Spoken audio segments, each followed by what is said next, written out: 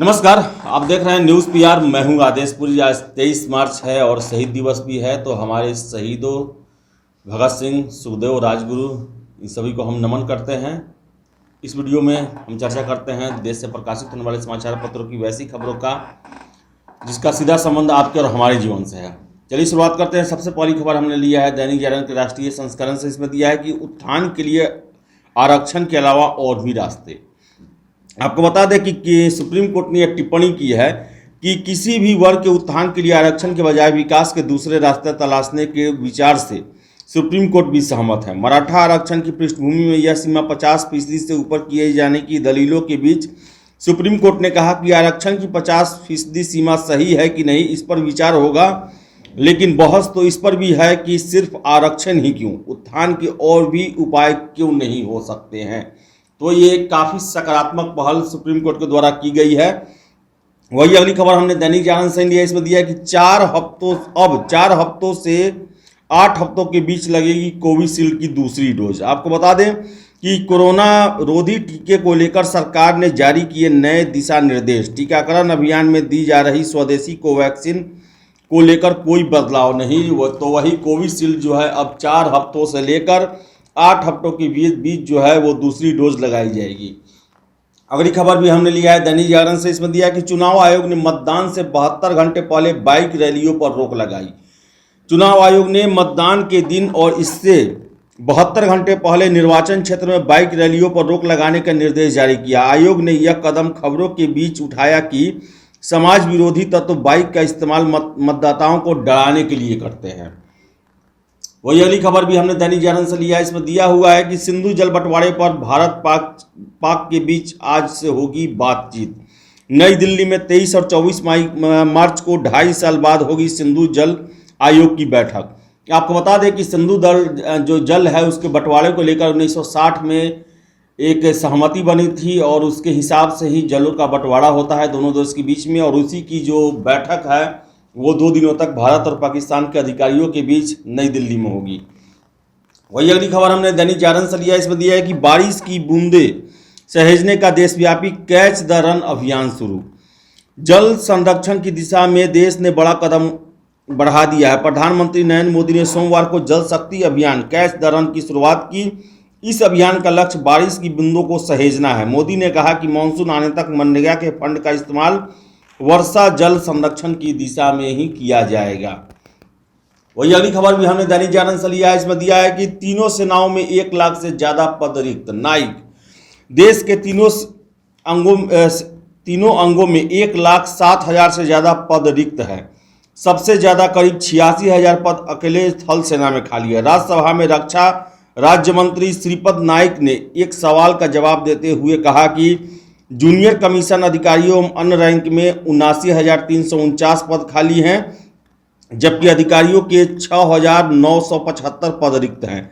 सेना के अधिकारियों के स्वीकृत पद के मुकाबले 1,044 पद, जबकि नाविक एवं अन्य रैंक पर 12,317 पद खाली हैं। तो हो सकता है कि इन पर बहुत जल्द बहाली की जाए।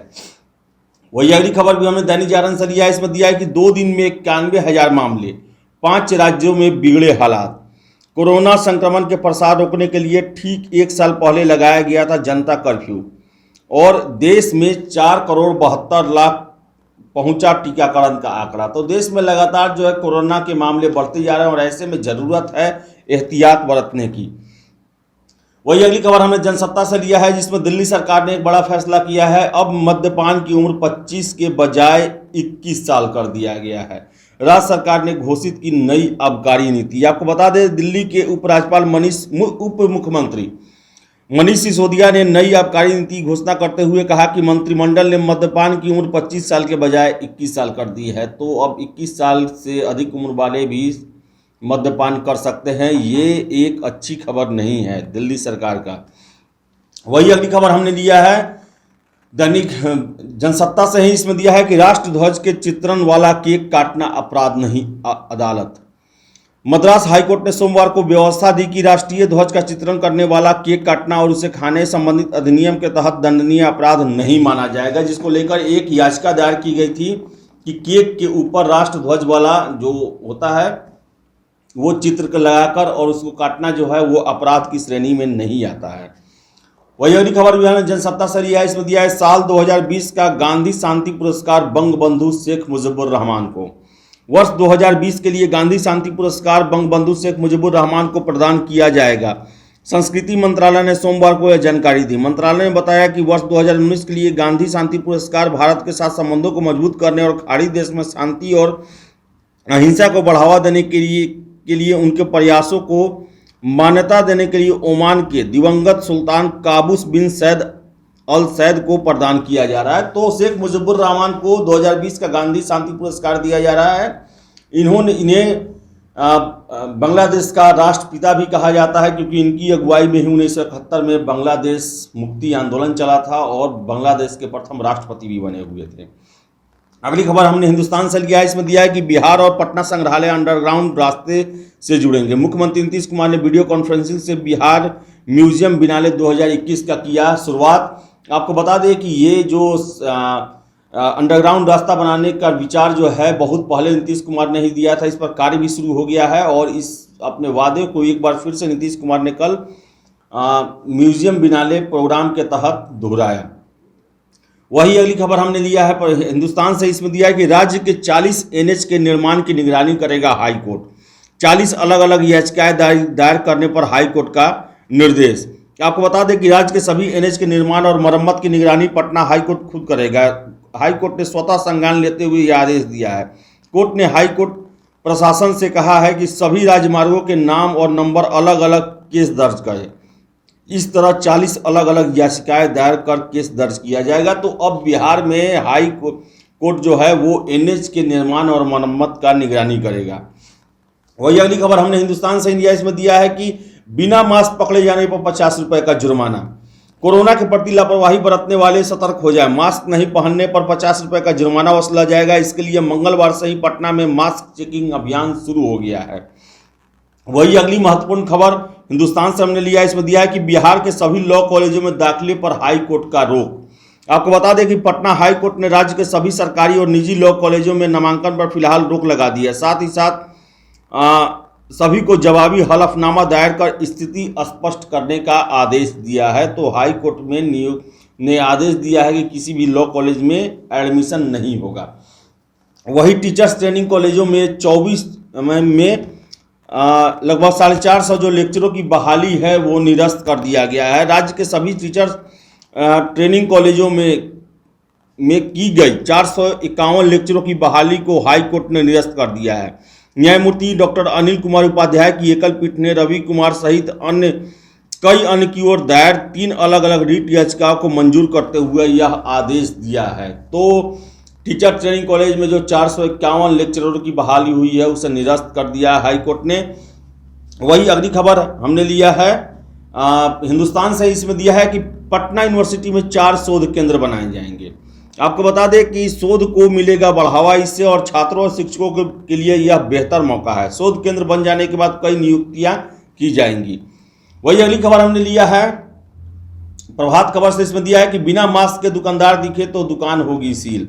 जिले में कोरोना का फैलाव रोकने के लिए जिला प्रशासन अब सख्त कदम उठाने जा रहा है। डीएम चंद्रशेखर सिंह ने दुकानों में मास्क और सैनिटाइजर का प्रयोग सुनिश्चित करने के लिए 8 टीमों का गठन किया है। दुकानों की जांच के दौरान अगर दुकानदार या ग्राहक बिना मास्क के और सैनिटाइजर प्रयोग किए बिना संबंधित दुकान को में जाते हैं तो उस दुकान को सील किया जाएगा। वही अगली खबर हमने प्रभात खबर से लिया, इसमें दिया है कि बाइक के पीछे बिना हेलमेट के बैठेंगे तो लगेगा 1000 का जुर्माना। और अलग अलग नियम जो हैं वो दिए हुए हैं और आपको बता दें कुछ नियम बता देते हैं आपको। 4 पहिया वाहन चलाने के लिए के समय सीट बेल्ट नहीं लगाने पर 1000 रुपये, गलत तरीके से वाहन पार्किंग करने पर 500, बाइक पर ट्रिपल राइड करने पर 1000 रुपया, बिना हेलमेट के बाइक चलाने पर 1000, पीछे बैठने वाली सीट पर बिना हेलमेट पर बैठने पर 1000 रुपया, बिना परमिट ऑटो चलाने पर 2000 रुपया, बिना लाइसेंस के वाहन चलाने पर 5000 रुपया, गलत दिशा में वाहन चलाने पर 5000 रुपया का दंड का प्रावधान किया गया है। वही अगली खबर हमने प्रभात खबर से ही लिया, इसमें दिया है कि परीक्षा में सावधानी जरूरी, थर्मल स्क्रीनिंग के बाद ही मिलेगा प्रवेश। 10वीं और 12वीं की वार्षिक परीक्षा 4 से तो ये सीबीएसई के 10वीं और 12वीं परीक्षा को लेकर गाइडलाइन जारी किया गया है कि थर्मल स्क्रीनिंग के बाद ही आपको मौका मिलेगा अंदर जाने का। वही अगली खबर हमने प्रभात खबर से लिया, इसमें दिया है कि पहली बार किसी महिला कॉलेज में ऑनलाइन चुनाव। मगध महिला बिहार का पहला ऐसा कॉलेज बन जाएगा जहां पहली बार स्टूडेंट सेंट्रल सोसाइटी यानी कि कैबिनेट चुनाव और सहोदरा ऑनलाइन आयोजित होगा। ऐसा सिर्फ दिल्ली यूनिवर्सिटी में आज तक हुआ है। तो मगध महिला ने एक नया कीर्तिमान बनाया है। तो ये थी आज पटना और देश से प्रकाशित होने वाले समाचार पत्रों की वैसी खबरें जिनका सीधा संबंध आपके और हमारे जीवन से है। अगर आप हमारे ये वीडियो फेसबुक पर देख रहे हैं तो वीडियो को लाइक शेयर करें और हमारे पेज न्यूज़ पीआर को फॉलो करें। अगर आप यूट्यूब पर देख रहे हैं तो वीडियो को लाइक शेयर करें और हमारे चैनल न्यूज़ पीआर को सब्सक्राइब जरूर कर लें। बहुत बहुत धन्यवाद।